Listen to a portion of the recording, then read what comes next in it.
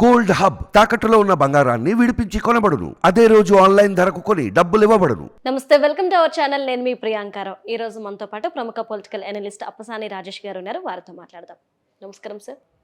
Sir, Jaganmohan Reddy ఒక national ఛానల్కి interview ఇచ్చారు. ఆ ఇంటర్వ్యూలో ఏమన్నారు అంటే, షర్మిల డిపాజిట్ని కోల్పోతుంది, ఒక్క ఓటు కూడా రాదు అని చెప్పేసి స్వయాన సీఎం జగన్మోహన్ రెడ్డి అన్నారు. మరి ఇదే నేపథ్యంలో ఈరోజు షర్మిల ప్రెస్ మీట్ పెట్టి మరి CM Jaganmohan Reddy passport ready చేసుకున్నారు, పారిపోబోతున్నారు అని చెప్పేసి డైరెక్ట్గా చెప్పింది. అసలు ఏంటి వీళ్ళిద్దరి మాటల్లో ఏది నిజం కాబోతుంది? మనకి చరిత్రలో అంటే పురాణాల్లో ఒక యుద్ధం గురించి మాట్లాడుకుంటాం, చరిత్రలో ఒక యుద్ధం గురించి మాట్లాడుకుంటాం. మహాభారత యుద్ధం, ఇరువురు దాయాదుల మధ్య జరిగిన యుద్ధం. రాజ్యం కోసం, ఆధిపత్యం కోసం కౌరవులు పాండవులు ఇరువురు అన్నలదమ్ముల పిల్లల మధ్య జరిగిన యుద్ధం. పల్నాటి యుద్ధం, అది కూడా దాయాదుల మధ్య జరిగిన యుద్ధమే. ఇవాళ ప్రస్తుత రాజకీయాల్లో తోడబుట్టిన జగన్మోహన్ రెడ్డి గారు, షర్మిల గారి మధ్య జరుగుతున్న యుద్ధాన్ని కూడా ఖచ్చితంగా ఆ యుద్ధాలతో పోల్చి చూడాల్సిందే. ఆ రెండు యుద్ధాల్లో కూడా అంతిమంగా ధర్మమే గెలిచింది. ఇప్పుడు కూడా ధర్మమే నెగ్గుతుంది. ఎవరు ధర్మం పక్షాన ఉన్నారు, ఎవరు అధర్మం పక్షాన ఉన్నారు అనేది వారిరువురు పోటీ చేస్తున్నా. అంటే ఒకరికొకరు రాజకీయ ప్రత్యర్థులుగా పోటీ చేయటల్లా, అంటే ఒకరి మీద ఒకరు పోటీ చేయటల్లా. కానీ జగన్మోహన్ రెడ్డి గారి పార్టీ అభ్యర్థి మీద ప్రత్యర్థి రాజకీయ పార్టీ తరఫున షర్మిల గారు పోటీ చేస్తున్నారు. జగన్మోహన్ రెడ్డి గారు అభ్యర్థి ఓడితే షర్మిల గారు నెగ్గినట్టే. షర్మిల గారు ఓడి జగన్ గారు అభ్యర్థి నెగ్గితే జగన్ గారు నెగ్గినట్టే.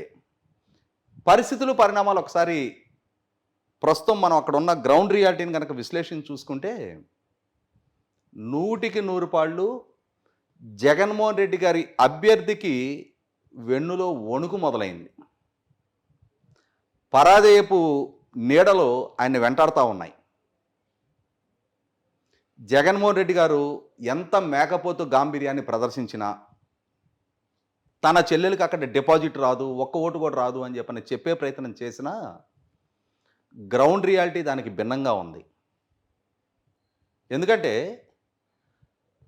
జగన్మోహన్ రెడ్డి గారి సొంత చెల్లెలు షర్మిల గారైనా, జగన్మోహన్ రెడ్డి గారి మరో చెల్లెలు అంటే చిన్నాన్నగారి కుమార్తె ఫస్ట్ కజిన్ డాక్టర్ సునీత గారైనా, వారిరువురు కలిసి వాళ్ళ జగన్మోహన్ రెడ్డి గారి మీద రాజకీయ పోరాటం చేస్తూ ఉన్నారు.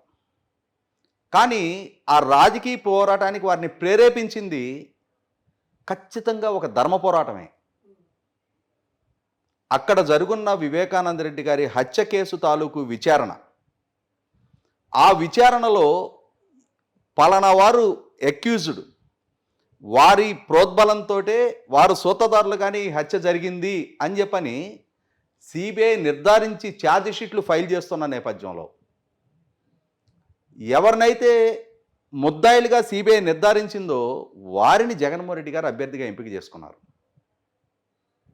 అసలు సిస్సలు సూత్రధారి జగన్మోహన్ రెడ్డి గారే అని చెప్పని ఆయన మీదే విచారణ జరగాలి, హంతకుల్ని ప్రోత్సహిస్తున్నారు, విచారణకు ప్రతిబంధకాలు కల్పిస్తున్నారు అని చెప్పని సూటిగా స్పష్టంగా కడప గడ్డ మీద నిలబడి కడప ప్రజలకి, పులివెందుల ప్రజలకి షర్మిల గారు, డాక్టర్ సునీత గారు వివరించి చెప్తా ఉన్నారు. ప్రజలు వారిని ఆదరిస్తున్నారు. మేము ఈ గడ్డ మీద పుట్టిన ఆడబిడ్డలం, కొంగు చాటి అర్థిస్తున్నాం, మాకు న్యాయం ఇవ్వండి, మేము న్యాయం కోసం మిమ్మల్ని అర్థిస్తున్నామని చెప్పని హంతకులు ఒక పక్కన ఉన్నారు, బాధితులు ఒక పక్క ఉన్నాం, బాధితులకు న్యాయం చేయండి, మాకు అండగా నిలవండి అని చెప్పని ఆ ప్రాంతంలో పుట్టి పెరిగిన ఇద్దరు ఆడబిడ్డలు. ఇక్కడ ఒక అంశం చాలా స్పష్టంగా చెప్పుకోవాలి. కడప జిల్లాలో చాలామందితో నాకు పరిచయాలు ఉన్నాయి దశాబ్దాల కాలం నుంచి కూడా. అక్కడ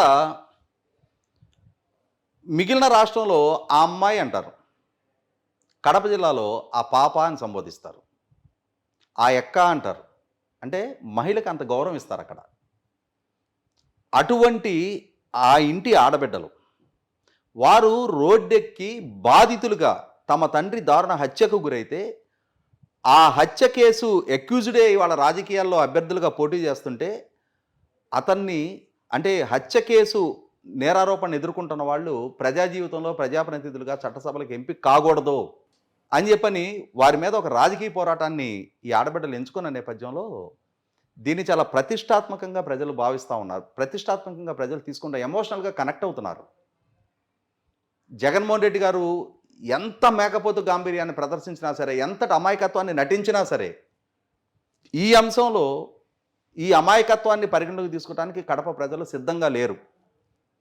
ఒకనాడు కాంగ్రెస్ పార్టీతో విభేదించి ఇది కడప పౌరుషానికి ఇటలీ ఆధిపత్యానికి మధ్య పోటీ అని చెప్పని జగన్మోహన్ రెడ్డి గారు కాంగ్రెస్ పార్టీ నుంచి బయటకు వచ్చి వైఎస్ఆర్ కాంగ్రెస్ పార్టీ అని చెప్పని ఒక పార్టీ పెట్టుకొని ఆ పార్టీ తరఫున తనకి కాంగ్రెస్ పార్టీ ద్వారా సంక్రమించిన ఎంపీ పదవికి రాజీనామా చేసి ఉప ఎన్నికలను ఎదుర్కొంటే ఆ రోజు కడప ఐడెంటిటీకి ప్రత్యేకగా, కడప స్థానికుడిగా, కడప పౌరుషానికి ప్రత్యేకగా జగన్మోహన్ రెడ్డి గారిని ఓన్ చేసుకున్నారు కడప జిల్లా ప్రజలు. ఆయనకు అండదండలు అందించారు. అన్ని ఎన్నికల్లో ఆయనకు మద్దతుగా నిలిచారు. కానీ అదే కడప ప్రజలు ఆ రోజు జగన్మోహన్ రెడ్డి గారిని ఏ లక్ష్యంతో అయితే ఓన్ చేసుకున్నారు, ఇవాళ పాలకుడుగా జగన్మోహన్ రెడ్డి గారు ఆ ప్రాంతానికి ఏం చేశారు? అక్కడ కడప స్టీల్ ప్లాంట్ ఎస్టాబ్లిష్మెంట్ కోసం ఒకనాడు వాళ్ళ నాన్నగారు శంకుస్థాపన చేశారు. తర్వాత చంద్రబాబు నాయుడు గారి హయాంలో ఒకసారి శంకుస్థాపన జరిగింది. 2019 మే 30న పదవి బాధ్యతలు చేపట్టిన జగన్మోహన్ రెడ్డి గారు వెంటనే కడప స్టీల్ ప్లాంట్కి శంకుస్థాపన చేస్తూ చంద్రబాబు నాయుడు గారు ఎన్నికలకు ముందు చేశారు శంకుస్థాపన. అది కడప ప్రజలను వంచడానికి, ఎన్నికల ఎజెండాగా మలుచుకోవడానికి నేను పాలనా బాధ్యతలు చేపట్టిన వెంటనే శంకుస్థాపన చేస్తున్నా. ఇప్పుడు ఇది నా చిత్తశుద్ధికి నిదర్శనం. 3 సంవత్సరాల్లో దీన్ని పూర్తి చేస్తున్నా, 25,000 మందికి ఇక్కడ ఉపాధి కల్పిస్తున్నా అని చెప్పి నా కడప జిల్లా ప్రజలకు వాగ్దానం చేశారు. మరి ఆ 3 సంవత్సరాల పుణ్యకాలం పూర్తయిపోయింది, 4వ సంవత్సరం పూర్తయిపోయింది, 5వ సంవత్సరం మొదలు కాబోతుండగా 2023 మార్చి నెలలో మరొకసారి ఆయన చేతుల మీదుగానే శంకుస్థాపన చేశారు. సరే, ఆ శంకుస్థాపనకు జరిగి కూడా సంవత్సర కాలం పూర్తయిపోయింది. ఇప్పటికీ ఆ స్థలం చుట్టూ ప్రహరీ గోడ నిర్మాణం కూడా జరగల. ఇది జగన్మోహన్ రెడ్డి గారి చిత్తశుద్ధి ఆ ప్రాంతం పట్ల, ఆ ప్రజల పట్ల. ఇది అక్కడ ప్రజలు గమనించరా? వాళ్ళు విశ్లేషించుకోరా? వాళ్ళు దాని గురించి మాట్లాడుకోరా? ఏ నమ్మకంతో ఈ కుటుంబానికి మనం ఇంతటి ఆదరాభిమానాలు అందిస్తూ ఉన్నాం, దశాబ్దాల తరబడి వీళ్ళ గెలుపుకి దోహదం చేస్తూ ఉన్నాం. మన భుజాల మీదుగా వీళ్ళు ఎమ్మెల్యేలు, ఎంపీలు, ముఖ్యమంత్రులు అవుతూ ఉన్నారు. కానీ మన ప్రాంతానికి సంబంధించి మన సమస్యల గురించి ఇంత నాన్ సీరియస్గా వీళ్ళు ఉంటున్నారు అని చెప్పని వాళ్ళు పరిగణలోకి తీసుకురా? ఇవన్నీ జగన్మోహన్ రెడ్డి గారి పట్ల కడప జిల్లా ప్రజల్లో చాలా విస్తృతంగా చర్చ జరుగుతూ ఉంది. ఇదే జగన్మోహన్ రెడ్డి గారి హయాంలో ఆ జిల్లాలోనే అన్నమయ్య ప్రాజెక్టు 5 కోట్ల రూపాయలు ప్రాజెక్టు మెయింటెనెన్స్ కోసం నిధులు ఇవ్వని పర్యవసానం, గేట్లు స్ట్రక్ అయిపోయి అక్కడ ఇసుక క్వారింగ్ కోసం ఒక పక్క జాతీయ అంటే కేంద్ర జలవనరుల శాఖ ఎంత ఫ్లడ్ రాబోతుంది అనే అంచనాలు ముందుగానే హెచ్చరికలు పంపించింది. వాతావరణ శాఖ ఎన్ని సెంటీమీటర్ల వర్షపాతం కురవబోతుంది అనే సంకేతాలు ముందుగానే పంపించింది. అంటే అలర్ట్స్ ముందుగానే ఉన్నాయి, ఎంత రెయిన్ఫాల్ రాబోతుంది, ఎంత ఫ్లడ్ రాబోతుంది అనేది. దాని ఇంపాక్టు రిజర్వాయర్లు ఖాళీ చేయాలి. ఎందుకంటే పైనుంచి వస్తున్న ఫ్లడ్ని అకామిడేట్ చేసుకోవాలి అని అంటే రిజర్వాయర్లో ఉన్న స్టోరేజ్ని ముందుగా వెకేట్ చేయాలి అని అంటే ఆ డోర్లు ఆపరేట్ అవ్వాలి. డోర్లు ఆపరేట్ కాక ఒక ప్రాజెక్టే బ్రీచ్ అయిపోయి ఆ బ్రీచ్ అయిన పర్యవసానం 46 విలువైన ప్రాణాలకు పోయి 6-7 గ్రామాలు తుడిచిపెట్టుకుపోయినాయి, వేలాది ఎకరాలు ఇసుక మేటల్లో కప్పబడిపోయినాయి. ఇప్పటికీ సహాయ పునరావాసాలకి గతి లేదు అక్కడ. ఇది జగన్మోహన్ రెడ్డి గారికి ఆ ప్రాంతం పట్ల ఉన్న కన్సర్న్. గండికోట రిజర్వాయర్ పూర్తయిపోయింది, ఆ రిజర్వాయర్లో నీళ్లు నిల్వ ఉన్నాయి. ఆ రిజర్వాయర్ నుంచి డిస్ట్రిబ్యూటరీ నెట్వర్క్ పిల్లకాలాల వ్యవస్థ ఏర్పాటు చేయాల. రిజర్వాయర్లోకి వస్తాయి నీళ్లు, అది రైతు పొలంలోకి రావాల్సింది కాలువల వ్యవస్థ ఉండాలి కదా. ఆ వ్యవస్థ నిర్మాణం చెయ్యని పర్యవసానం ఈ రోజుకి పులివెందుల ప్రజలకి పొలాల్లోకి నీళ్లు రాని దుస్థితి. గత ప్రభుత్వ హయాంలో రాయలసీమ ప్రాంతంలో హార్టికల్చర్ ప్రమోషన్ కోసం ఉన్న కొద్దిపాటి నీటి వనరులను సద్వినియోగం చేసుకోవడం కోసం అక్కడ 90% సబ్సిడీతోటి డ్రిప్ పరికరాలు ఇస్తే, జగన్మోహన్ రెడ్డి గారి ప్రభుత్వ హయాంలో 4 సంవత్సరాల పాటు అసలు ఆ పథకాన్నే పరిగణలోకి తీసుకోకుండా ఒక్క రైతుకి ఒక్క ఎకరానికి డ్రిప్ పరికరాలు ఇవ్వని పాలకుడు ఎవరైనా ఉంటే జగన్మోహన్ రెడ్డి గారే. 5వ సంవత్సరంలో కంటి తుడుపుగా కొద్ది మందికి ఇచ్చారు. ఇది అక్కడ రాయలసీమ రైతాంగం, కడప జిల్లా ప్రజలు, పులివెందుల ప్రజలు దీన్ని పరిగణలోకి తీసుకోరా? అన్నిటికన్నా ముఖ్యంగా జగన్మోహన్ రెడ్డి గారి పాలనాపరమైన వైఫల్యాలు, వాళ్ళ నాయకుల ప్రకృతి వనరుల లూటి, వాళ్ళ ఆధిపత్య ధోరణి, అన్నిటికన్నా ముఖ్యంగా ఏ కుటుంబాన్ని అయితే దశాబ్దాల తరబడి ఓన్ చేసుకున్నారో అదే కుటుంబం పాలకులుగా బాధ్యతలు చేపట్టిన తర్వాత ప్రజల నుంచి దూరం జరిగి తన సొంత నియోజకవర్గ పర్యటనకు వచ్చిన సందర్భంగా కూడా అక్కడ కూడా బ్యారికేడ్లు, వేల మంది పోలీసులు, పరదాల పహరాల మధ్య పర్యటన చేసే జగన్మోహన్ రెడ్డి గారు ఈరోజు ఇప్పటికీ తన పట్ల అదే ఆదరణ కడప ప్రజల్లో ఉంది అని చెప్పని నమ్మించే ప్రయత్నం చేస్తున్నారు. ఆయన ఆశించినట్టుగా షర్మిల గారి డిపాజిట్ కోల్పోవటంలా జగన్మోహన్ రెడ్డి గారు అభ్యర్థి గెలిపోవటముల్ని డిక్టేట్ చేసే స్థాయిలో ఇవాళ అమ్మున్నారు. అయితే ఆమె నెగ్గుతారు, లేదు అనంటే తెలుగుదేశం అభ్యర్థి నెగ్గటానికి ఆస్కారం ఉంది. ఎందుకంటే లక్షలాది ఓట్లు ఆమె చీల్చబోతున్నారు అక్కడ.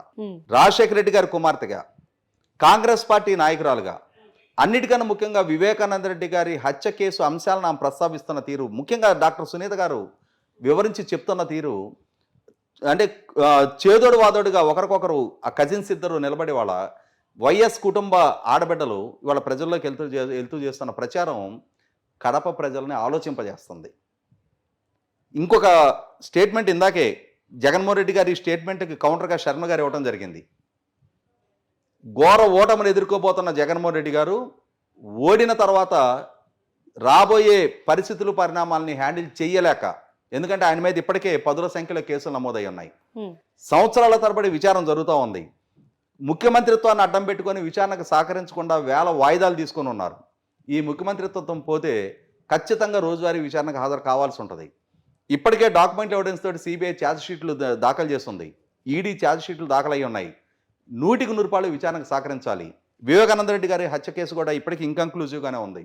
ఆ కేసులో కూడా విచారణ ఎదుర్కోవాల్సిన పరిస్థితులు ఉత్పన్నం కావచ్చు.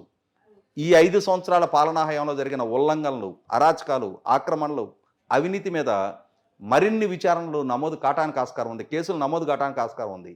ఇటువంటి నేపథ్యంలో ఆయన పాస్పోర్ట్లు రెడీ చేసుకుంటున్నారు, విదేశాలకు పారిపోవడానికి సిద్ధమవుతున్నారు అని చెప్పని శర్మ గారు ఒక స్టేట్మెంట్ ఇవ్వడం జరిగింది ఇందాక.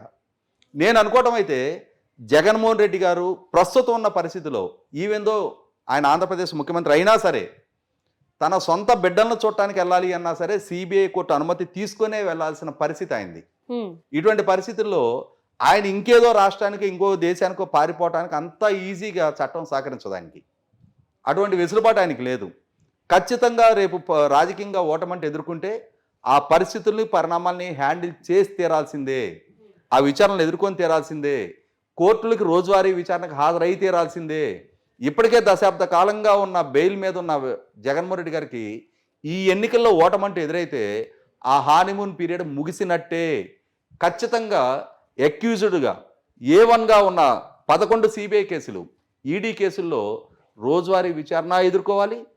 ఇప్పుడు ఆయన పాలకుడిగా గత ప్రభుత్వ పాలనాపరమైన నిర్ణయాల మీద చంద్రబాబు నాయుడు గారి మీద ఏ విధంగా కేసులు నమోదు చేశారో ఆయనే ఒక మార్గం చూపించున్నారు.